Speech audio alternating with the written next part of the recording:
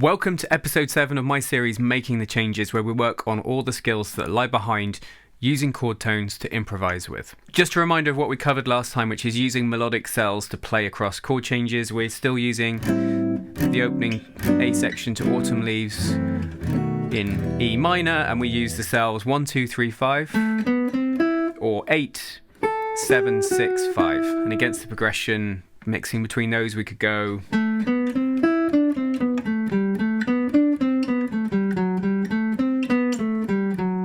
just one example. Those melodic cells are great ways to navigate across chord changes, especially when you get challenging ones. And if you missed that lesson, I'll link that in the description below. Now, the first 6 episodes have all been centered around harmony. The what notes to pick, what good intervals, how to connect them to the nearest note, flat 7 to 3, the pivot, the cells that I just played you. It's all been concerned with harmony. And there's one massive thing missing, which is rhythm, and that's what I want to focus on today. In all of the previous episodes, I have deliberately kept the rhythm really simple, just using either quarter notes, so 1, 2, 3, 4, just a very simple 4 to the bar, or eighth notes, 1 and 2 and 3 and 4, and with a bit of swing. Deliberately kept those really simple, and what I want to look at today is using triplets. Because really, phrases is a combination of obviously the harmonic content and you've got the rhythmic content, and gosh, there's many options for both. Can't cover all the rhythmic possibilities in one video, but I thought what I'd cover today is a couple different types of triplets and combine them with the quarter note and eighth notes that we've already used in this series. And just to flag something up to you, and a question I want to ask you, are you reliable at playing quarter notes and eighth notes in time first off? If you took an arpeggios against a metronome, so if I put my metronome on, let's go not 391 BPM, don't know what I was last using this for. Let's go for 80 BPM. This is the metronome I like to use. It's a free one, no affiliation, just one I like, been using for years, called Tempo. I like the visual aspect of it. So first off, if you took an arpeggio, can you play in time 2, 3, 4? I'm just going through Autumn Leaves, trying to play 4 to the bar.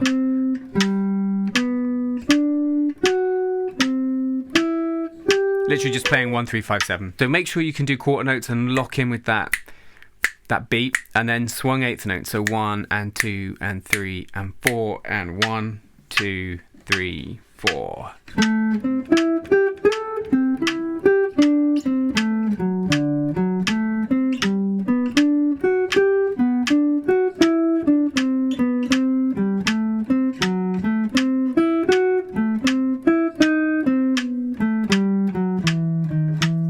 Something like that. And with both of those rhythms, it's a case of being able to feel a connection with the beat. I always say that about rhythm. It's understanding it on a page, like your quarter notes and your eighth notes, how to count it.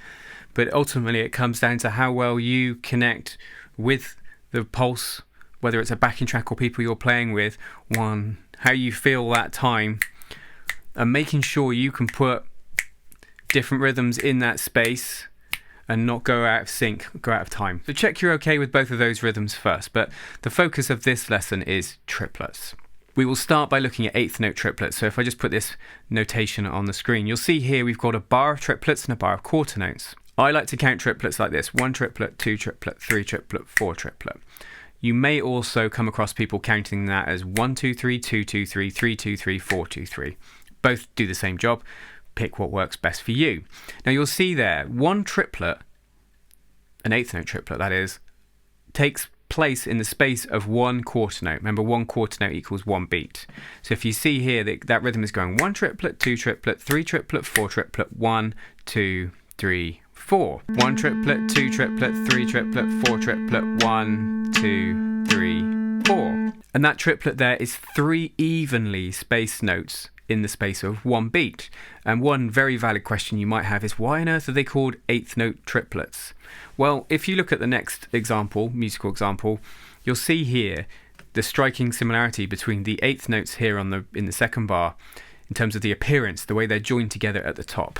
And those triplets are actually 3 eighth notes kind of glued together, if you like. These two measures are going 1 triplet, 2 triplet, 3 triplet, 4 triplet, 1 and 2 and 3 and 4 and. Against the metronome, 1, 2, 3, 4.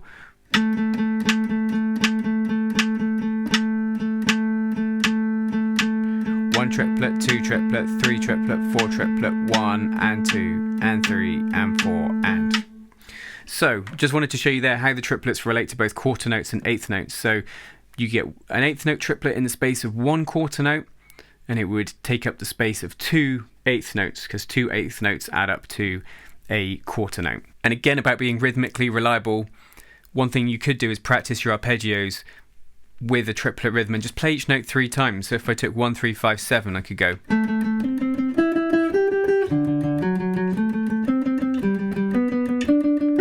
I'm just going through the chords to Autumn Leaves there. You could just play each note 3 times. 1 triplet, 2 triplet, 3 triplet, 4 triplet. Could obviously be done a lot slower too. Now, if you just played one rhythm, whether that be quarter notes, eighth notes or triplets, things are a bit dull. So really, in terms of good phrasing, it's often a combination of different rhythms. So if you look at this next line, I've got 3 rhythmic examples where we combine triplets and eighth notes and quarter notes, with the odd rest too. Because when it comes to rhythm, rests are as important, and that's a critical part to playing. It's actually not playing, funnily enough. So the first rhythm is going 1 and 2 triplet, 3, 4. 1 and 2 triplet, 3, 4. 1, 1, 2, 3, 4. 1 and 2 triplet, 3, 4. Second one, 2, 3, 4. 1 and 2 triplet, 3 and 4 and. Third one, 1, 2, 3, 4. 1 and 2 triplet, 3 and 4 triplet. So you've got a couple different things going on there, and if I utilise some of those kind of rhythms, I'm just trying to show you how they could combine. In this next example, over the A section to Autumn Leaves, I'm doing a mixture of triplets, eighth notes and quarter notes like this.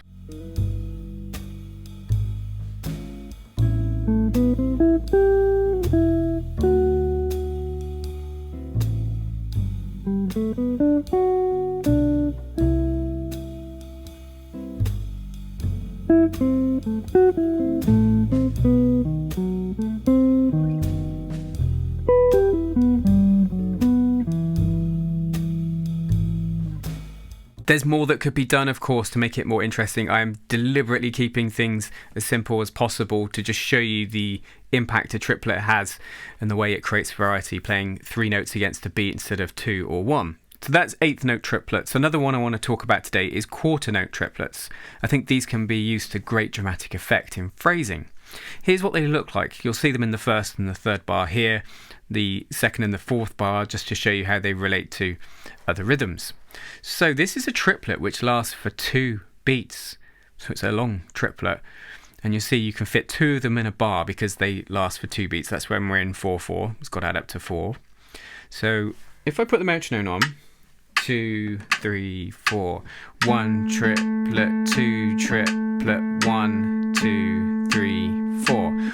1 triplet, 2 triplet, 1, 2, 3, 4. 1 triplet, 2 triplet, 1 triplet, 2 triplet, 1 triplet, 2 triplet. There's no satisfactory way that I've ever come across to count them other than the way that I use 1 triplet, 2 triplet, because the 2, where I'm saying 2, is actually the third beat in the bar. But I suppose I could just go 1 triplet, 1 triplet, or you just think da, da, da, da, da, da. This is a strong rhythm against the 4 though, as you can feel 1, 2, 3, 4. Da, da, da, da, da, da. It can be quite a hard one to feel at first. And I use it quite a lot, I'll be honest, because I think it's a really good thing to use at the end of phrases. It really kind of has a slowing down effect, if you like, for rhythm. Like we did with the eighth notes, let's try and see how it could interact with some other rhythms. So here's a line of rhythmic notation on the screen. I'll put my metronome on. Let's do the first bar. 1, 2, 3, 4, 1 and 2 and 3 triplet. So it's on beat 3 there.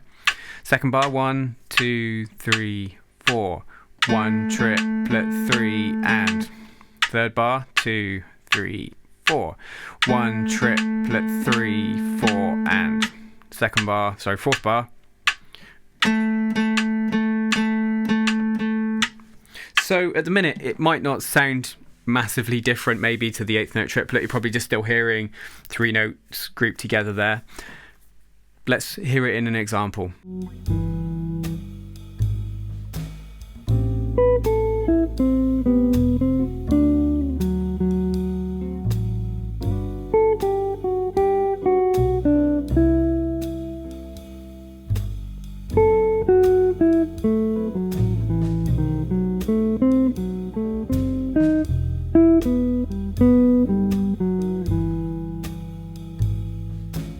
What I think is the eighth note triplet injects movement and interest, whereas that quarter note triplet is very dramatic, and that's what I think it can offer us in our improvising.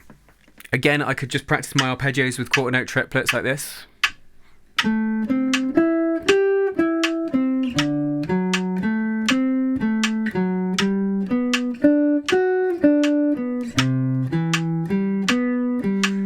One triplet, two triplets.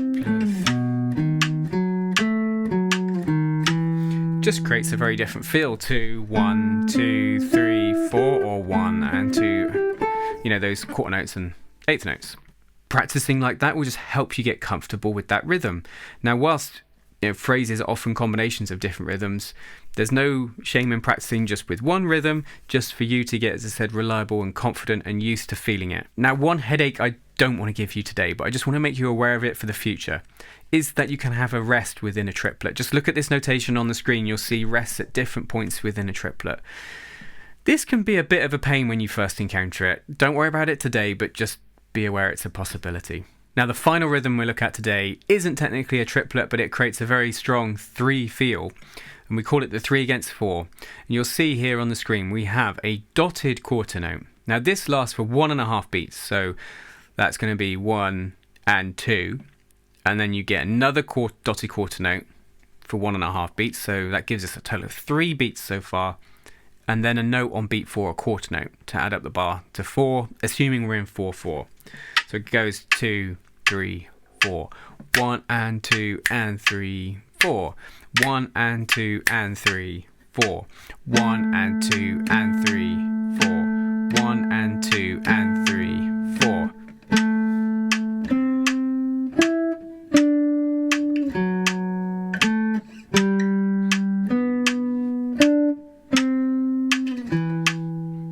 And so on, just going through the progression there.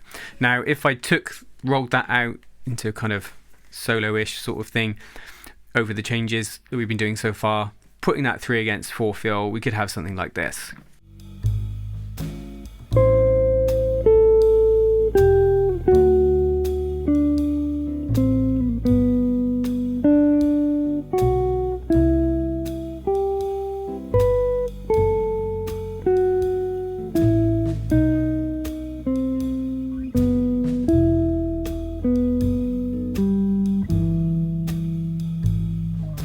Well, firstly, well done for getting this far in the video. And one thing that might arise from working through these materials is maybe some awareness of weaknesses in your own playing, hopefully strengths as well, of course, but naturally practicing different things, it confronts us with the reality of weaknesses that we might have in our playing. And if rhythm is one of them, I've got a book that I would recommend to practice rhythm on its own. And that's the best way to practice it, really, in the sense of if you're still getting to grips with it, that is.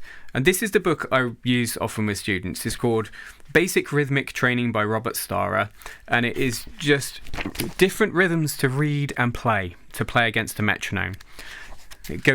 Starts very simple and gets very complex, but if you go through the book logically, take your time with it, then this last page, which might look ridiculous sort of rhythms, is possible. And what I would say is, when I've worked with students through this book, by the end of it, they're able to sight read rhythms very easily, have a better feeling for rhythm and the pulse, and putting different rhythms against that. Now, I'll link this in the description. It is an affiliate link, which means I get a small commission at no extra cost to you, but it's quite an inexpensive book. So if you're feeling like, I could really do with working on my rhythm, then I suggest this. There's no way of dressing this up. This is not exciting, but it gets the job done if you practice it diligently. Anyway, thank you for tuning in. If you've got any questions or comments, then you leave them below. Don't forget, jazz guitar lessons every Wednesday. Until next time, you take care.